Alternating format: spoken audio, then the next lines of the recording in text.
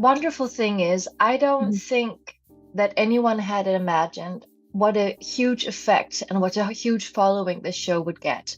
I do know that the producer and the director and the writers, they always meant this to be aimed at a larger audience, but it was given a small budget to work with compared to other shows, and also kind of pigeonholed into somewhat young adult or a children's show, but they just knew that the subject and the matter and the world of fashion and all the different storylines, that it would be attractive for a much larger audience. And the most pleasing thing is that they proved to be right, that this show hasn't just been directed at big girls, teenagers, or young adult, but that a lot of different people have been watching it. It's been rather funny.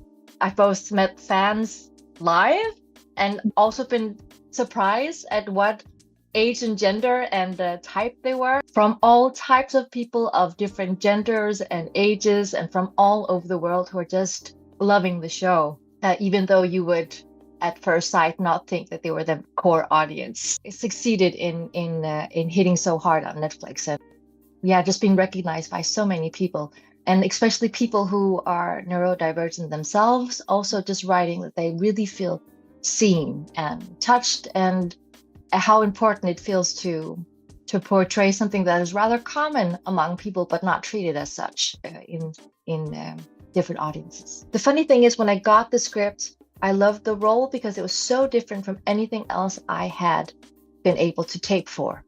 It was very heightened, and she was like larger than life, and some of the dialogue even seemed a little bit crazy or ridiculous. So the bigness, the largeness, the bigger than life dimension of this character really forced me to take some rather bold choices. And how could I create a character for whom it would be natural or authentic to say some of these rather hilarious lines? I just knew reading it that this had to be a very original, eccentric character, or else you couldn't pull it off. And sometimes when I watched it, wow, I really went places with this character, finding the ability to make bold choices, big choices that seem a little bit crazy, and then the enjoyment of watching it on screen and then seeing that it actually works. And I don't think I could have made such bold choices if it wasn't because in the recent years I've been offered so many good parts, and with every part you become more bold in taking up your space and believing in the choices you'll make will be the right ones, and also having the kind of authority that will make your colleagues and your director believe in you and these choices that you're making, that this is the right thing for the character, even though they can seem a little bit larger than life on screen. So just happy that sometimes things just come together and it really works for the character. So even though she is a bit eccentric, you believe that this is a human being. And I've also received a lot of messages from people thinking that this is like a real designer having like a guest appearance on the show, and not understanding that it is actually a choice on my hand to create this character as an actress, but that they believe it's a real person. I just find that to be the greatest compliment. So I really hope, with the help of the audience, so many people have been watching it, which is what Netflix is looking for. Is the audience checking in? Are they watching it? And in this case, people are watching the show a lot of times. I think I got a message yesterday from somebody who was watching it for the 9th time since it dropped.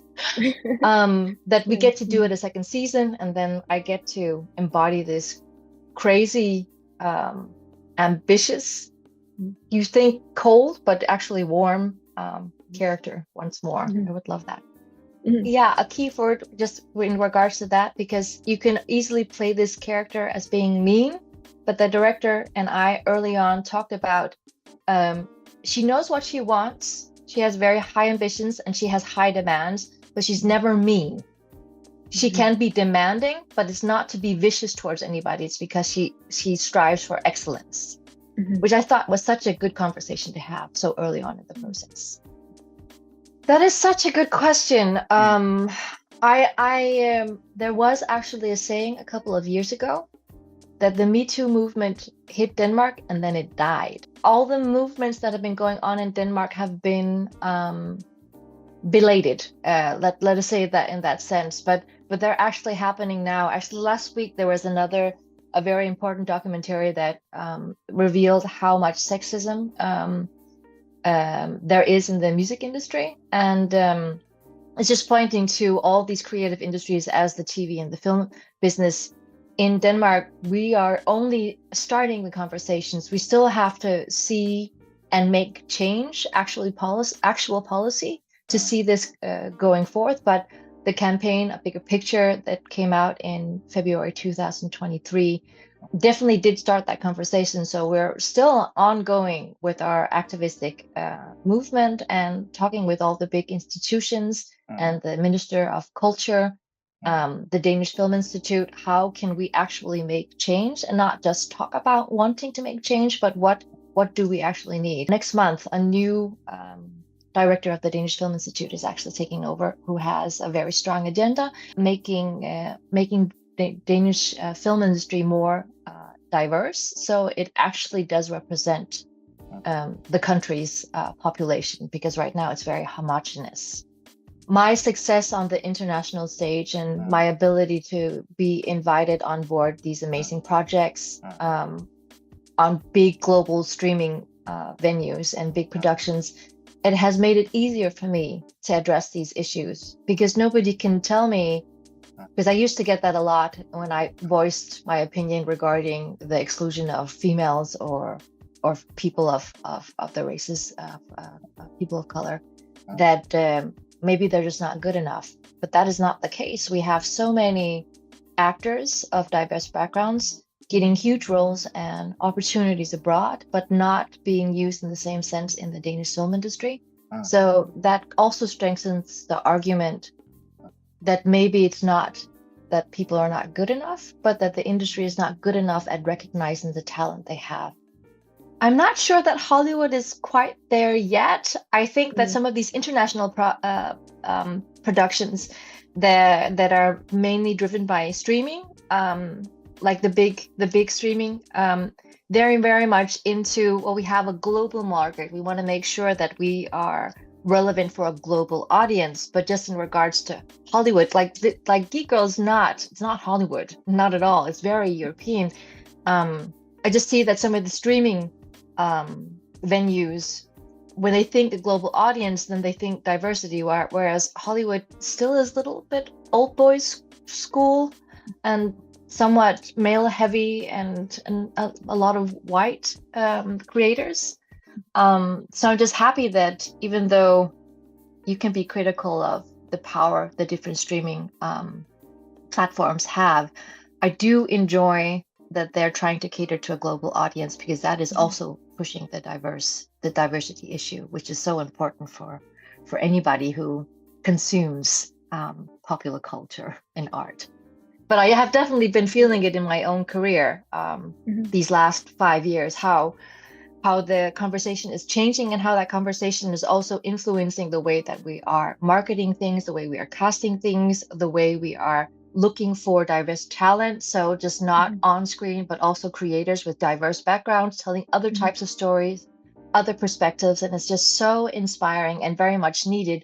And not only for the people who haven't been seen until now, but also for like the mainstream audiences. Of course, they also want a whole palette of nuanced stories from all over the world, because we can't just tell the same story and be wiser by that.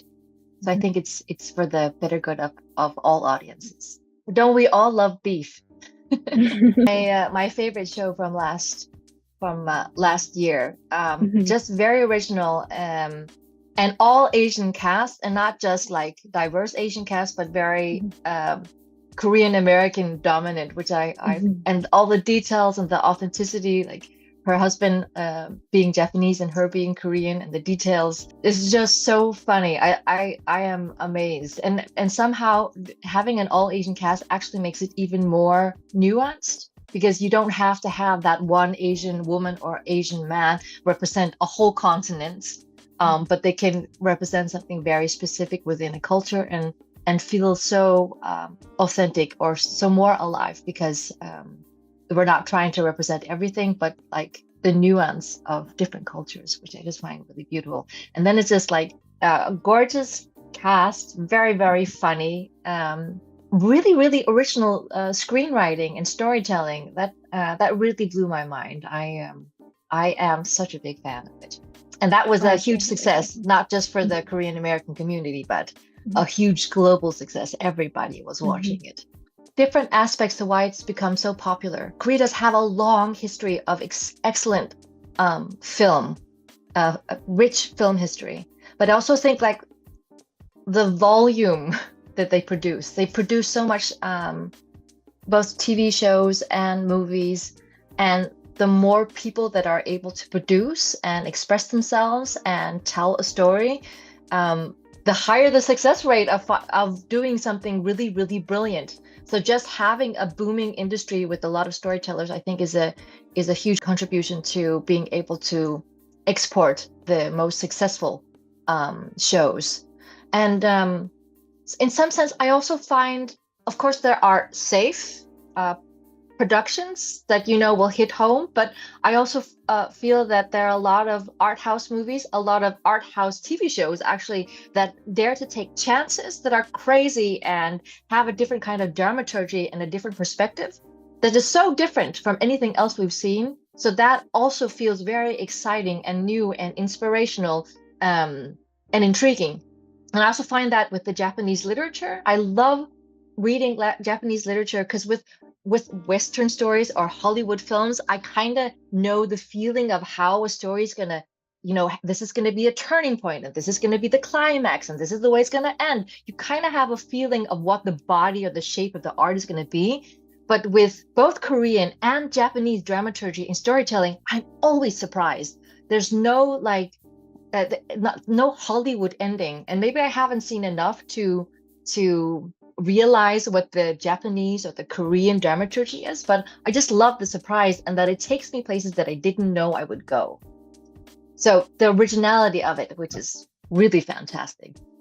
And if I have to reference another, The Handmaiden is one of my favorite movies, and it's even based on a Western book, but it's just still surprising. Even though I've read the book and I know which turns it takes, it's still a very surprising, courageous movie. And then something I watched recently is Mask Girl on Netflix, which is only 8 episodes, an hour long, and it almost changes narrative and genre for every episode. And it's just so fascinating, and you don't know where it's going to go. I love that show. It's very dark too. Not that I don't love the classical Korean dramas, but man, 22 episodes, like 1.5 hours long per episode, that's a lot of time you have to spend with the Korean drama. I am very taken by NSOI, but who is not? Like everybody is mesmerized by her, but actually not because of her huge role and feat in Shogun, but actually because she did a very, very rendering portrayal in Pachinko, which is another show that I'm completely obsessed with. So I'm just counting the days until the next show to season 2 drops. She is just so magical in that performance. Wow. And I'd never seen her before. This is like the first time I'd ever watched her. She was really amazing. So looking forward to season 2 of Pachinko. Yes. I don't think anybody can call that European. That's very much international and a lot of Americans on it.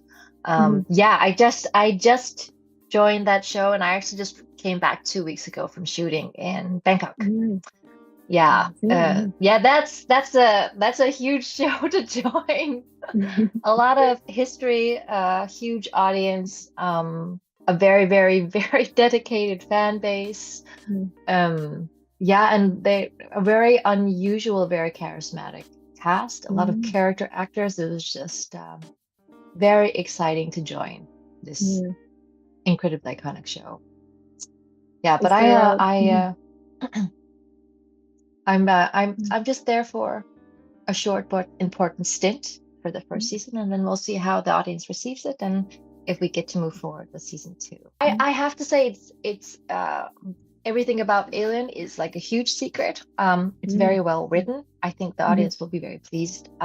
Extremely talented people. But I know I can't really share anything about the details on Alien, but I can say that after Geek Girl dropped, 3 Thai guys in their 30s found me at my hotel, which is otherwise secret. We don't post anything that reveals where we're staying, but somehow they had figured out where I was staying, and they waited in the lobby for 5 hours for me to come home from shooting so they could have a selfie and an autograph because they had watched Geek Girl, which I found so funny, so hilarious.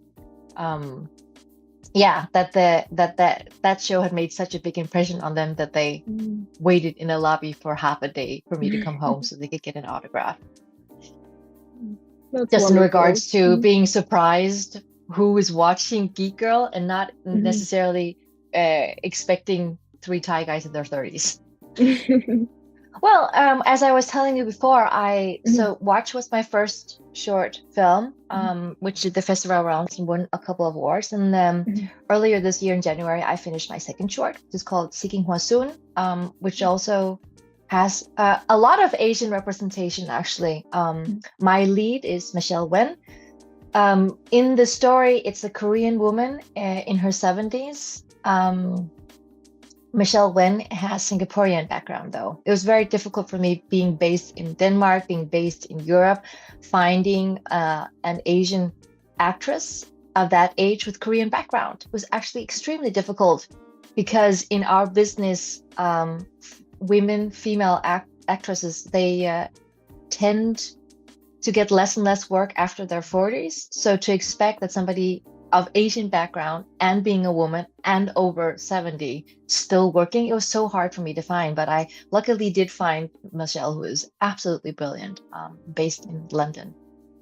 So she plays the lead in my second short. I play a smaller role in it, and my daughter as well, who also plays the lead in my first short. So practically all Asian cast.